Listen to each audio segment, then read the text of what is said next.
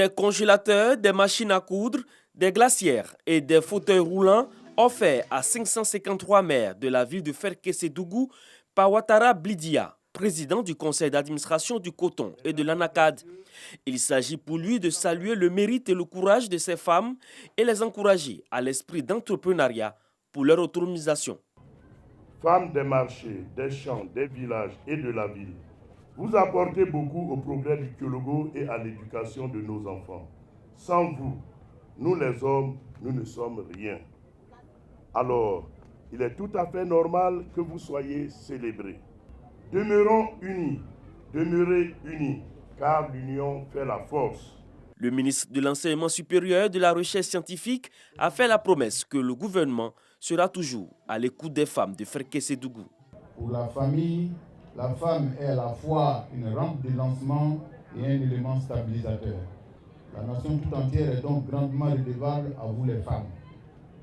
C'est pourquoi le président Alassane Ouattara a fait de la défense des droits des femmes un élément clé de son programme de gouvernement. Cela va des nombreuses discriminations positives en faveur des filles dans notre système d'éducation-formation à la politique hardie et multidirectionnelle d'autonomisation des femmes. Pour cette deuxième édition de la Fête des mères, une conférence a été initiée avec pour thème leadership féminin et autonomisation de la femme, une problématique chère au gouvernement qui prône l'égalité entre l'homme et la femme.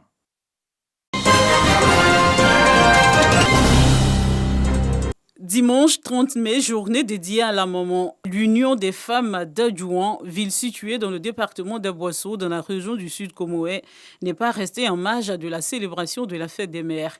Les femmes de cette union, tout âge confondu, ont décidé de commémorer cette fête à travers plusieurs activités. Parade en fanfare, danse traditionnelle, remise de cadeaux, entre autres.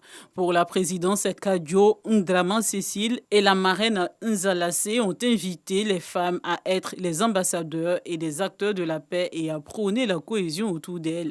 Elles n'ont pas manqué d'inviter les populations d'Adjouan à l'union et à plus de solidarité pour le développement du village.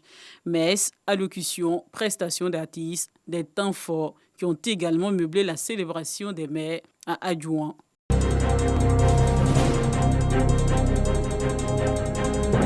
Les populations de la région du Poro, autre cible de la Direction générale des impôts en campagne de sensibilisation au civisme fiscal dans les régions de Côte d'Ivoire. À Korogo, l'impôt foncier et la patente à transport ont été les thématiques majeures développées lors des échanges avec le corps préfectoral et les populations. Même quand tu dois des milliards aux impôts, il faut venir. On trouve toujours la solution. Et la solution là, on peut même t'accorder ce qu'on appelle un protocole. Tu vas payer un peu en fonction de ce que tu peux. On te facilite tout ça. Donc n'ayez pas peur des impôts. La Direction générale des impôts rappelle que c'est un devoir pour le citoyen de payer ses impôts. Une nécessité même selon les responsables de cette administration financière qui rappelle que c'est grâce à l'impôt collecté que la Côte d'Ivoire peut assurer son développement et le progrès de ses populations. Les conducteurs de mototaxis ont compris le message. Ils s'engagent à payer régulièrement leurs impôts, d'autant que selon la directrice régionale des impôts de Korogo, des facilités leur seront offertes. La population fiscale de Korogo est dense et variée. La preuve, nous avons cette nouvelle corporation, celle des motos, taxis et des tricycles, que nous venons de fiscaliser. Donc qu'ils fassent confiance en l'État de Côte d'Ivoire, en l'occurrence à la Direction générale des impôts, et qu'il n'ait pas de crainte à venir vers nous. Pour un objectif de 7 milliards de francs CFA, la Direction régionale des impôts de Korogo a mobilisé 8 milliards de francs, soit un gap de 1 milliard qui montre l'engagement des populations du Poro à adhérer au civisme fiscal. «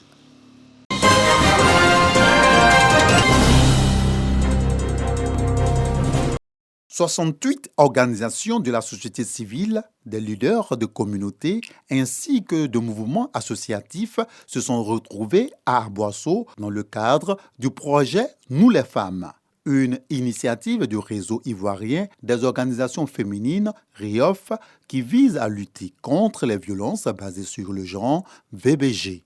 projet financé par l'Union européenne. Ces organisations renforcent ici leur capacité pour une meilleure implication dans la définition, la mise en œuvre et le suivi des politiques publiques en matière de genre. Le projet Nous Femmes consiste à pouvoir intégrer les OSC au cœur des politiques publiques en Côte d'Ivoire. À un moment donné, il fallait s'asseoir avec les femmes et puis leur expliquer ce que c'est que la violence basée sur le genre, ce que c'est que la bonne gouvernance. Et nous, femmes, ça nous permettra de renforcer les capacités techniques opérationnelles. On va faire en sorte que chacune sache la redevabilité, comment il faut faire le plaidoyer. Ils doivent être capables de planifier eux-mêmes leurs activités. Il s'agit d'outiller les parties prenantes à mieux cerner et expliquer auprès des populations, surtout de la gente féminine, les VBG et la bonne gouvernance. Une formation bien appréciée. Sur le terrain, quand même, nous croisons certaines difficultés.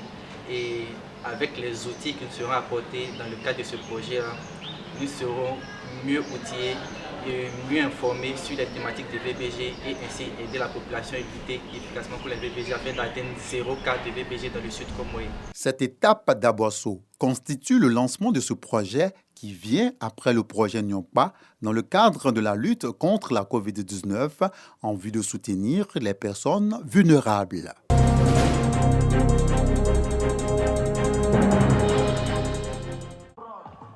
Inculquer aux élèves du département de Bokanda, région d'Inzi, les valeurs de l'amour du travail bien fait, d'esprit d'équipe, de compétition et créer une saine émulation. Tels sont les objectifs des Olympiades de mathématiques, d'orthographe et de culture générale.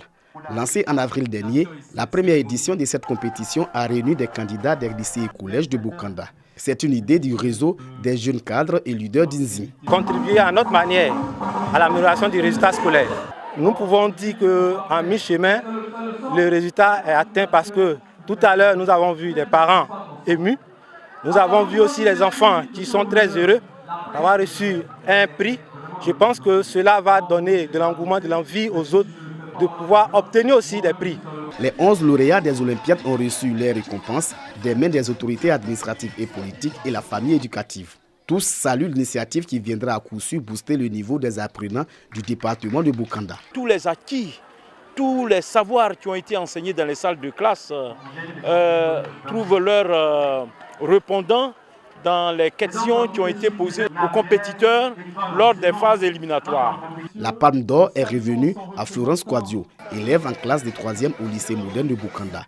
Elle remporte les titres de Miss Olympiade 2021 et lauréate de la compétition. Je n'avais pas de téléphone, j'ai pris le téléphone de ma soeur, j'ai fait quelques recherches. C'est alors j'ai vu un peu de choses là-bas. Maintenant, le reste, c'est Dieu lui-même qui m'a aidé. Avec 137 candidats au départ, 40 élèves des classes de 3e ont pu accéder aux phases finales.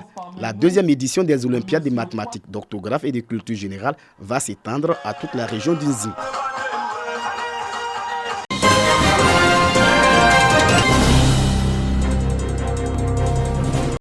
Des routes et un pont, des infrastructures pour le désenclavement des villages du pays Mouna. Construction d'un collège de proximité pour réduire le taux d'abandon scolaire. Difficultés qui plombent l'essor de Korokopla Tialouma. Regroupement de plusieurs villages dans le département de Kounaïri, région du Béré. Toutes ces préoccupations ont été abordées à l'occasion des journées de développement de Korokopla Tialouma.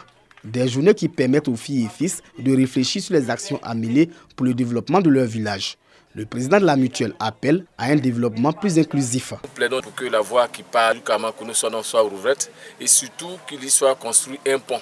Nous avons aussi lancé un appel à l'unité, d'abord des fils et des filles de notre village, mais de tout le département de Kounaïri, parce que le développement pour nous est inclusif. La question du foncier rural et de la déforestation ont attiré l'attention de la mutuelle. Le président Yayuro Karamoko demande la fin de l'exploitation abusive de la forêt. Et pour nous, la cote d'alerte est atteinte. Il est donc important, nous allons donc saisir dès la semaine prochaine les autorités compétentes, d'abord au niveau donc régional, départemental, ensuite le ministère même des eaux et forêts, afin qu'ils jettent un regard sur notre région qui subit un véritable massacre donc de ces bois. Cette 5e édition des journées de développement a permis aux filles et fils venus de la ville de visiter des sites touristiques. Des sites que la mutuelle veut valoriser pour en faire des ressources de revenus pour le village. Le riche patrimoine culturel Mouna a donné une coloration festive à ses retrouvailles.